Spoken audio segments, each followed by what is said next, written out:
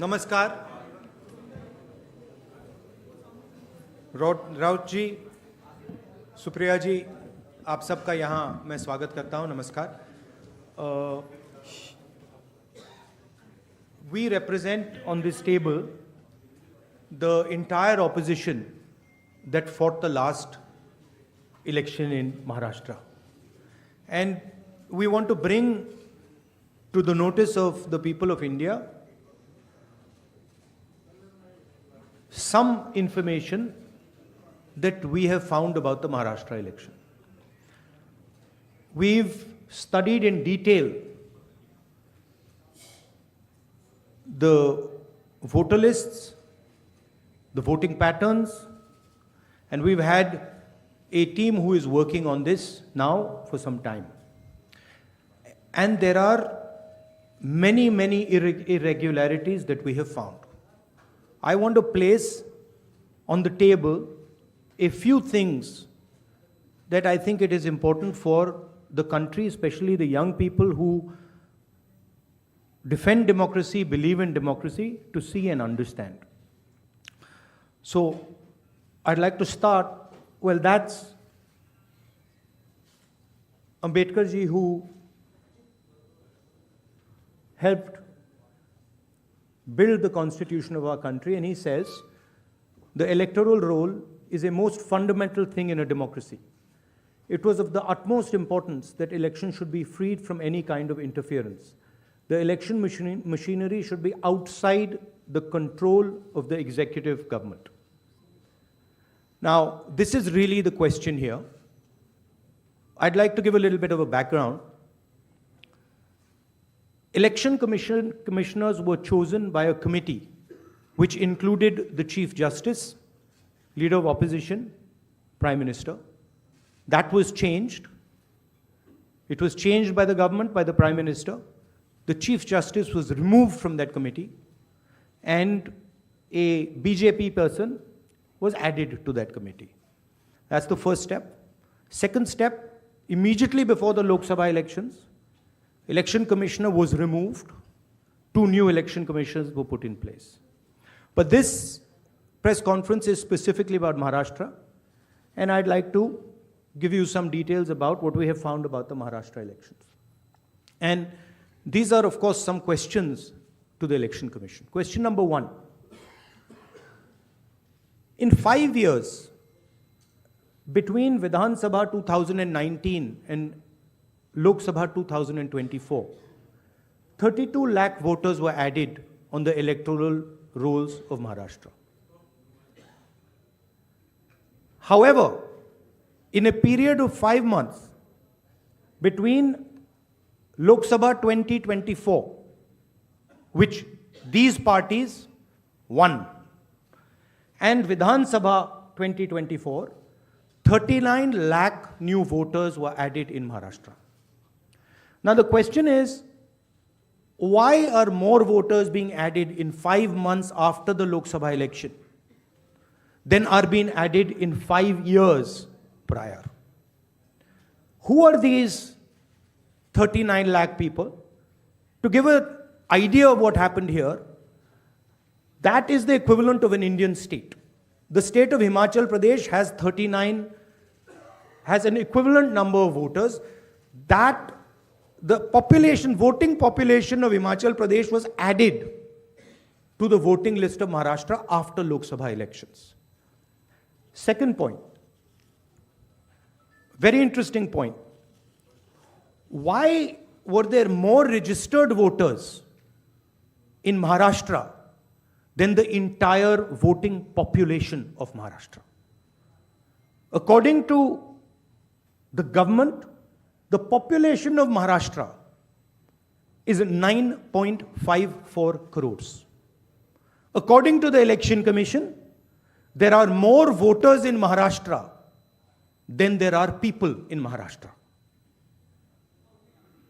Now, this is an obvious anomaly, right? Somehow, voters have suddenly been created in Maharashtra. The government itself is saying our population is 9.54 crores. And the Election Commission has more voters than people in Maharashtra? It's the second question. And the third question, which is an example of many, many places, one of many, many places which we have found. The thing to understand is the number of voters who voted for these three parties has not reduced between Lok Sabha and Vidhan Sabha. We have got the same amount of votes. And here is an example.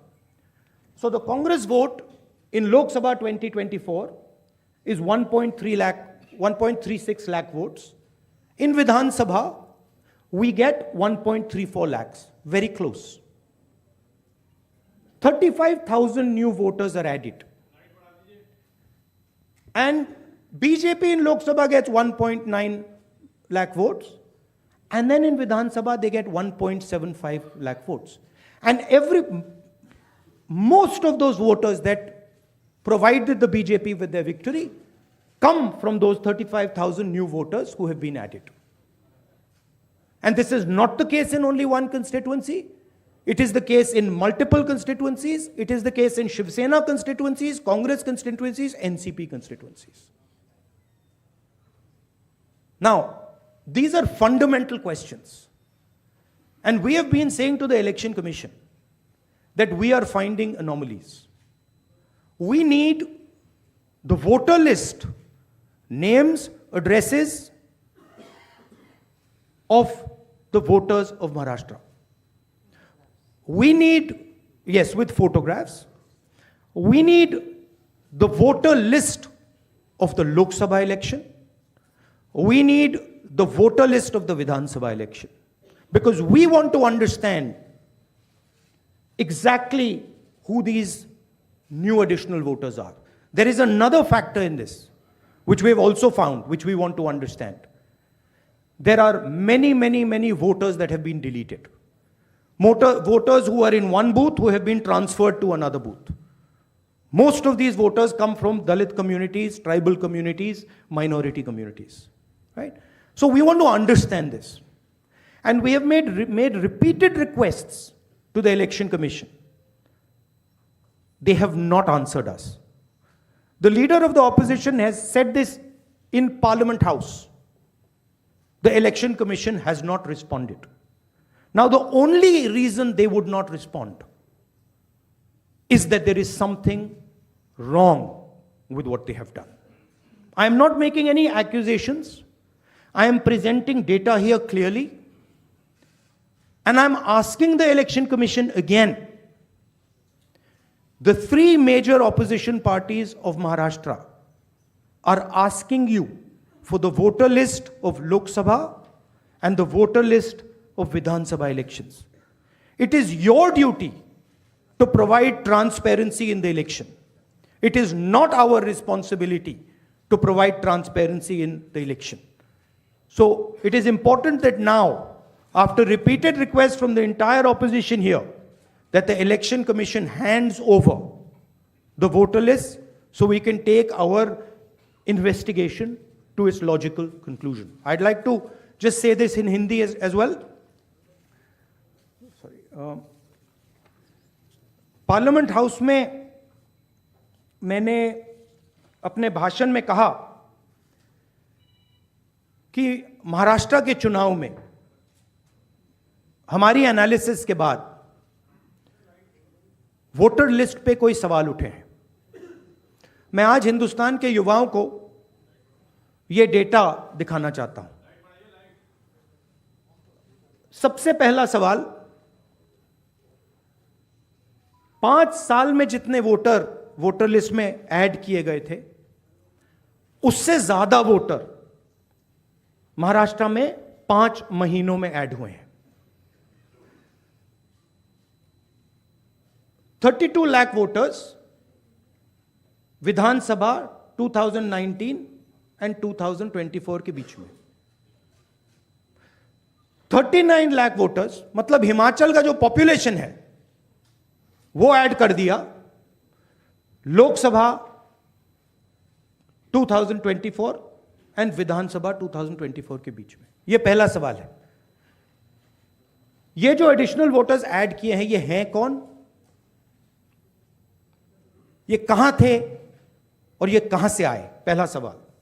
दूसरा सवाल, बहुत महत्वपूर्ण सवाल, महाराष्ट्र का population सरकार के मुताबिक,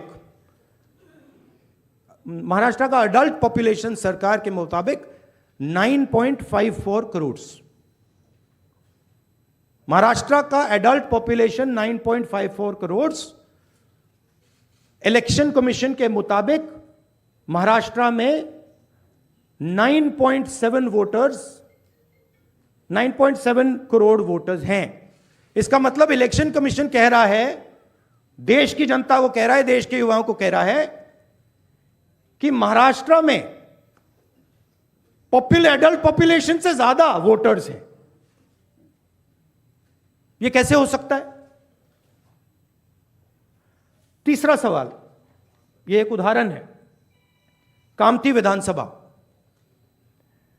यहां पे कांग्रेस पार्टी को लोकसभा में 1.36 लाख वोट मिला है। विधानसभा में तकरीबन उतना ही वोट हमें मिला, 1.34 लाख। यह चुनाव हम जीते, लोकसभा वाला। लोकसभा के चुनाव में बीजेपी को 1.19 लाख वोट मिलता है। इस कंस्टिट्यूएंसी में 35,000 नए वोटर्स ऐड होते हैं और वो 35,000 के 35,000 वोटर सीधे बीजेपी के खाते में जाते हैं और बीजेपी चुनाव जीतती है। यह एक उदाहरण है, ऐसे महाराष्ट्र में अनेक उदाहरण हैं। हमारी कंस्टिट्यूएंसीज में, एनसीपी की कंस्टिट्यूएंसीज में, शिवसेना की कंस्टिट्यूएंसीज में हमारा वोट महाराष्ट्र में कम नहीं हुआ है, बीजेपी का वोट ज्यादा हुआ है। ये वोटर्स कहां ऐड हुए हैं? जहां पे बीजेपी की स्ट्राइक रेट 90+% है। हिस्ट्री में 90% स्ट्राइक रेट नहीं रही है। तो यह मैं देश की जनता को कहना चाहता था। अब हमने इलेक्शन कमीशन को एक बार नहीं, दो बार नहीं, 3, 4, 5 बार बोला है कि देखिए हम आरोप नहीं लगा रहे हैं, लगाना चाहिए मगर हम लगा नहीं रहे। हम आपसे सिर्फ महाराष्ट्र की वोटर लिस्ट मांग रहे हैं, लोकसभा की final voter list, name, address, photograph. Vidhan Sabha की final voter list, name, address, photograph. आप ये लिस्ट हमें नहीं दे रहे हो। ट्रांसपेरेंसी लाना आपका काम है। तीनों राजनीतिक पार्टियां, विपक्ष की पार्टियां महाराष्ट्र की, पब्लिकली आपसे सवाल पूछ रही हैं। मैंने पार्लियामेंट में बोला, हमारे सब नेताओं ने बोला है, इलेक्शन कमीशन हमें लिस्ट नहीं दे रही। उनकी जिम्मेदारी बनती है कि जल्दी से जल्दी लोकसभा, विधानसभा महाराष्ट्र की लिस्ट वो NCP, Shiv Sena and Congress party को पकड़ा दें, क्योंकि हम इस मामले को आगे ले जाना चाहते हैं। हम इस इन्वेस्टिगेशन को एंड तक ले जाना चाहते हैं। धन्यवाद। अब सुप्रिया जी, आप बोलिए, आपको जाना है।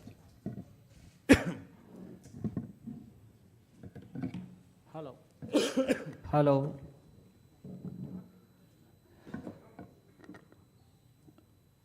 राहुल जी ने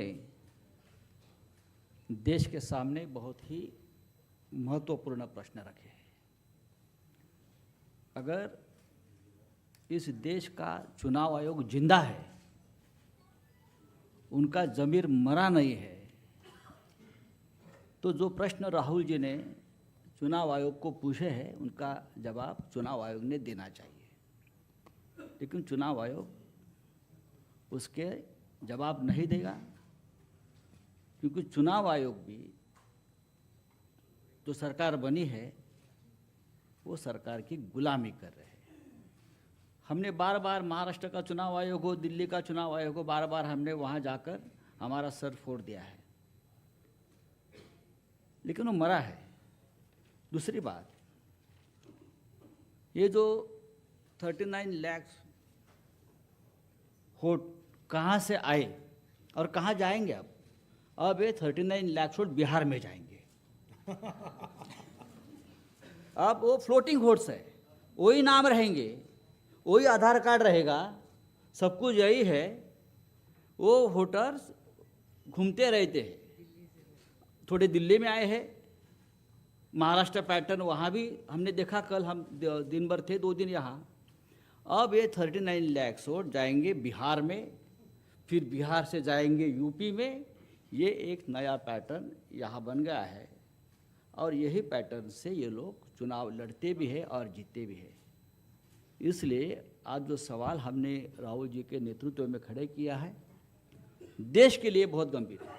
अगर इस देश में डेमोक्रेसी हमको जिंदा रखनी है, पार्लियामेंट, विधानसभाएं हमको सचमुच जिंदा रखनी है, तो ये सवाल का जवाब सिर्फ हम नहीं पूछेंगे, मीडिया ने पूछना चाहिए, लोगों में जागृति आनी चाहिए। हम तो लड़ने वाले लोग हैं, हम लड़ेंगे ही, लेकिन महाराष्ट्र की जो बात है, वो कैसे जीते और हम कैसे हारे, हमको हराया गया किस प्रकार से, ये मुद्दा राहुल जी ने देश के सामने लाया है। मैं बार बार चुनाव आयोग से अपील करूंगा कि आप उठिए, कफन निकालिए, आपके ऊपर जो कफन डाल दिया है सरकार ने, उठाकर आप ये सवालों का जवाब दीजिए। Thank you.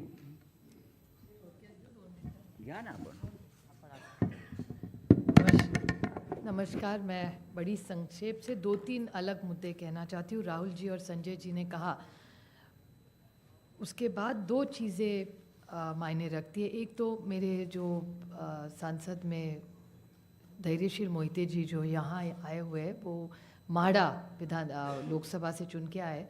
उनके ही सोलापुर ज़िले में उत्तम जानकर जी इस बार हमारे विधायक बन के आए।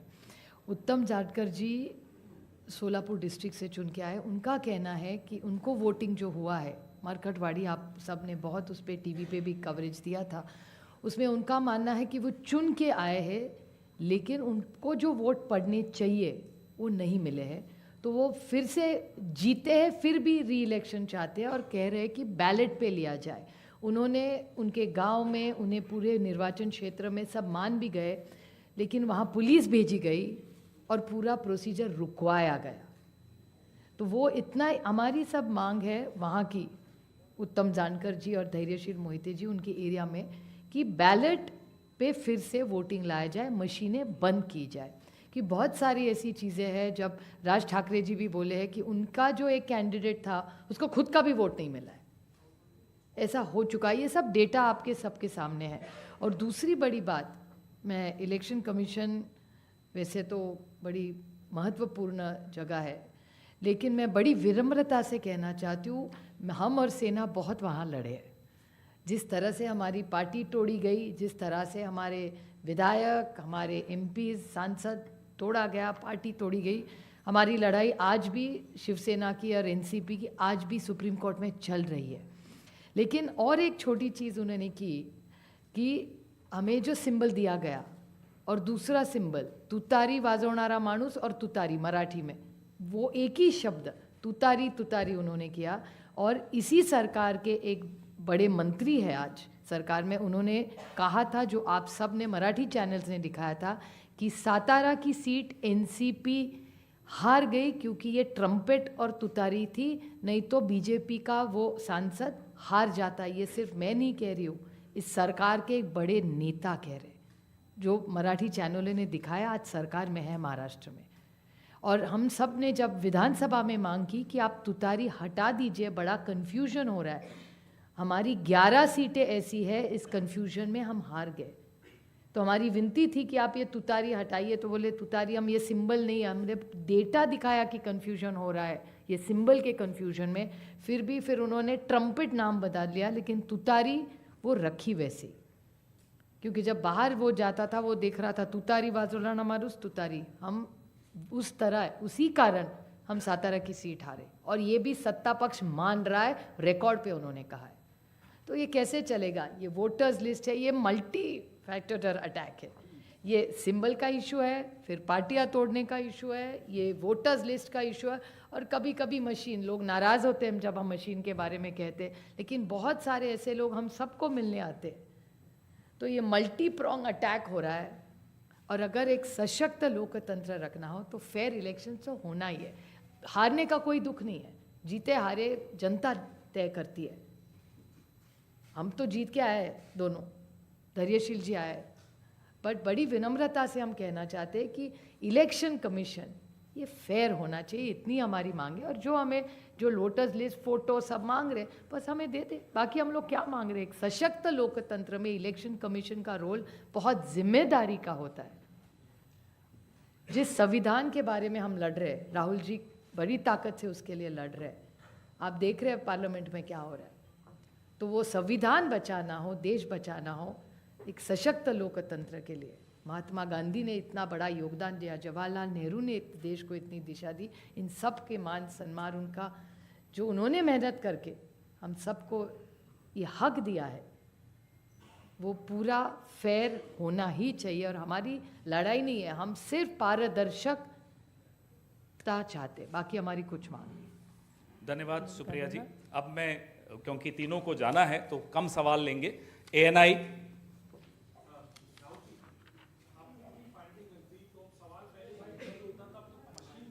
मशीनरी पे हो रहा है, अब तो सवाल पूरी मशीनरी पे हो रहा है। इसको आगे लेके कैसे जाएंगे, क्या रास्ता बचता है आप लोगों के पास?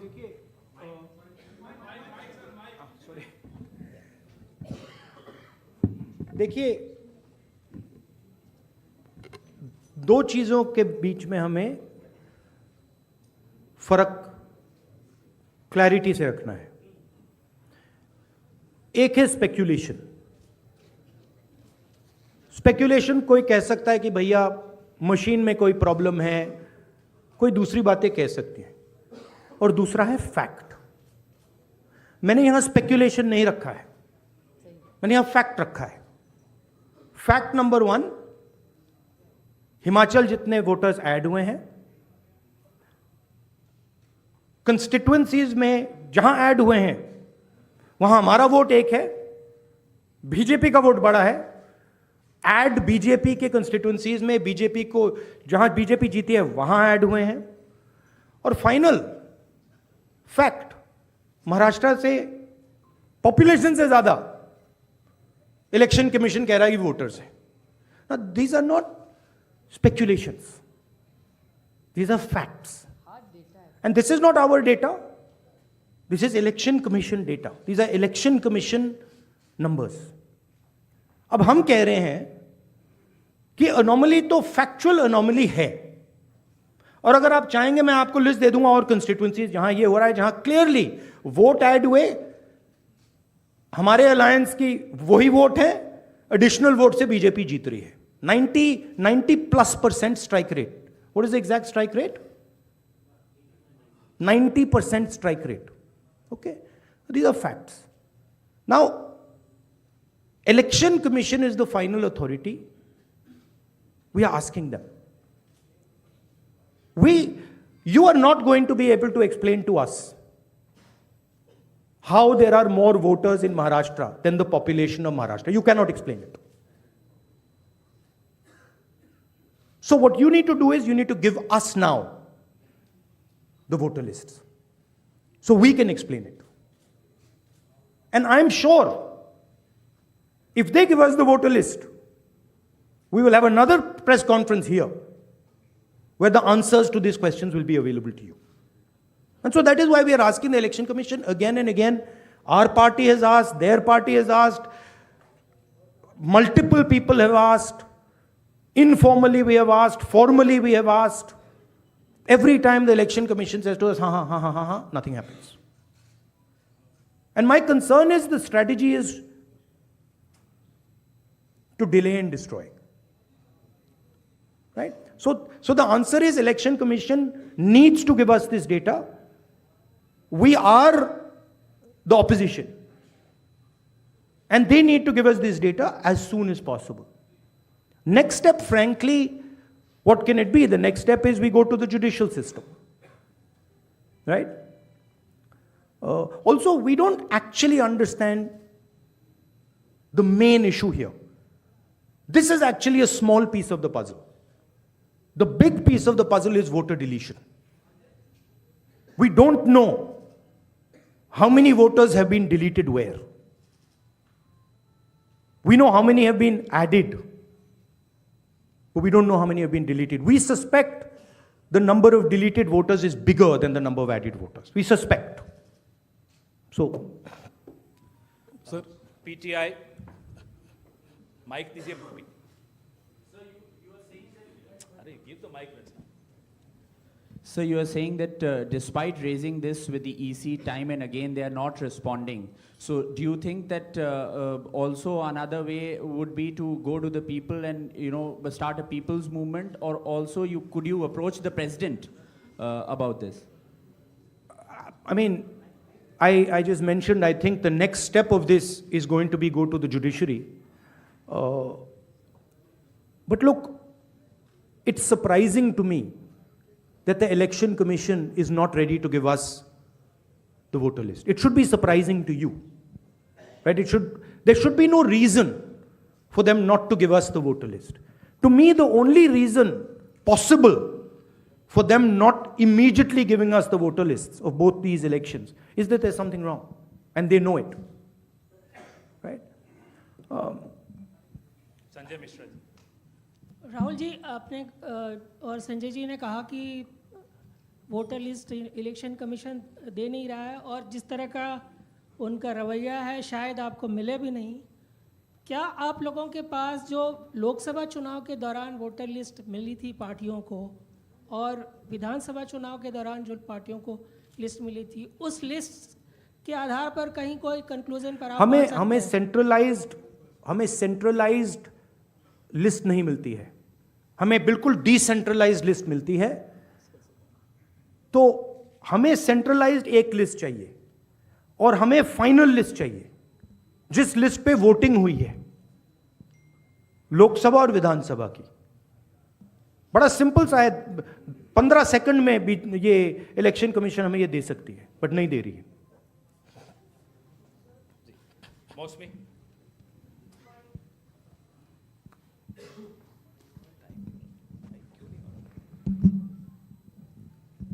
राहुल जी, ये जो आपने आंकड़े दिए थे कि लगभग 9 करोड़ 70 लाख 25,000 वोटर्स, 9 करोड़ 70 लाख वोटर्स हैं, वोटिंग पॉपुलेशन है, और जो अडल्ट पॉपुलेशन महाराष्ट्र की है वो 9 करोड़ 54 लाख है जी। तो ये जो सेंसस क्योंकि 2011 में हुआ है, क्या हम लोग को इसकी सोर्स पता चल सकता, और क्या वो प्रोजेक्टेड पॉपुलेशन है 5 साल की अंदाजन निकाली गई है? That is the Union Ministry of Health and Family Welfare data. Right? So that is normally क्या होता है, जितने वोटर्स होते हैं उतने वोट ऑलमोस्ट कभी नहीं करते हैं। नॉर्मली अगर आप किसी स्टेट में देखें तो 85%, 87% कर जाते हैं ऑफ टोटल वोटर्स। यहां पे आई थिंक 102% कर गए हैं। हाउ मच, कितना है ये? 102% कर गए हैं। तो it is not only that there are more voters than actual people, it is that the voting percentage is 102%, right? The actual voting percentage of this should be 15% approximately. If you आप states को aggregate करो तो it should be 15% less than 9.54. It is actually 102%, right? So really, it's way beyond the population. जी, और दूसरी जिक्र आपने किया था कि सीईसी का सिलेक्शन जो हो रहा है। I think one question is enough, let's not, नहीं, वन लास्ट क्वेश्चन जैनेंद्र जी। राहुल जी, आप चुनाव के बाद वोटर लिस्ट मांग रहे हैं, लेकिन जैसे जो मुख्य चुनाव आयुक्त हैं उन्होंने भी जो पिछली प्रेस कॉन्फ्रेंस में कहा था कि ये तो हर साल जो मान्यता प्राप्त दल हैं उनको वोटर लिस्ट दी जाती है। चुनाव से पहले, ठीक पहले जो फाइनल रोल होता है वो भी उम्मीदवारों को और पार्टियों को दिया जाता है। तो अगर दी जाती हैं तो फिर हमें दे क्यों नहीं रहे? हम मांग रहे हैं, अगर दी जाती हैं, if it is the norm to give it तो दे दो। वो तो चुनाव के पहले ही आप लोगों को दिया गया होगा क्या? नहीं, मैंने वो बोला आपको, वो डिसेंट्रलाइज तरीके से लिस्ट मिलती है, वो एक एमएलए को अगर लिस्ट निकालनी होती है तो उसे polling booth by polling booth by polling booth जाना पड़ता है। उससे उस डेटा से हम काम नहीं कर सकते, हमें सेंट्रलाइज डेटा चाहिए, पूरी स्टेट का डेटा, और राइट? सर दिल्ली में जब नहीं, बट मान लो आप जो कह रहे हो सही है कि उन्होंने हमें लिस्ट दे रखी है, right? Fine, then why are they not just making it available to us? I'll add a small point. One second. Why are they not just making it available? हाँ देते हैं, आप मांग रहे हो, ले लो, वो दे क्यों नहीं रहे? Just one small point. नहीं, you were. हम साथ में थे अरविंद जी के साथ उस मांग में। और एक बात बताओ, महाराष्ट्र में जब हुआ था, अभी ऑनलाइन नाम बढ़ा सकते हैं आप। मेरे खुद के निर्वाचन क्षेत्र का मैं आपको उदाहरण दूं, मैं रोज मॉनिटर करती थी क्योंकि आजकल ऑनलाइन करके collector has the final authority. तो लास्ट 3 दिन जब हम पूरे चुनाव प्रचार में सारे बिजी थे, यहाँ नंबर बढ़े थे। हमसे कह रहे हैं कि वो सही भी हो सकते हैं, लेकिन आजकल एक आधार कार्ड पे, अभी आप हमारे यहाँ लाडली बहन योजना में सारे गलत आधार कार्ड आ रहे हैं। ये मैं नहीं कह रही, प्रेस कह रहा है। आप ही ने तो दिखा 5 लाख महिलाओं का नाम कम होता जा रहा है। See, what has happened is that this list is a dynamic list, and this list is constantly changing, and anyone can change it. The nice way to say it is that the Election Commission has lost control of the list. The bad way to say it is the Election Commission has manipulated the list. What is very clear is that the list in Maharashtra has gone wrong. There's no doubt about that. Because, please understand, a list which is bigger than the entire population, a list where the population of Himachal Pradesh is entering into Maharashtra, a list where all the additional voters are going in favor of the BJP. Look at that page.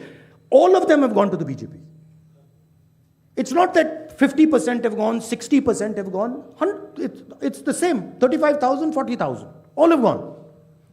So something is wrong. And it is the responsibility of the Election Commission now to come clean on what has happened. Right? The answer is not, we gave you the list. We as opposition are asking you for the list now. The answer is, give us the list now. Don't tell us about what happened in the past. We want to know now. If you have no problem giving the list, you've already given it to us, okay, give it to us today. And give us the Lok Sabha one with names, pictures and addresses. Give us the Vidhan Sabha one with names, pictures and addresses. Because if you don't, there is a serious question now that is being asked about Indian democracy. Which means we are now heading towards the complete destruction of the Constitution.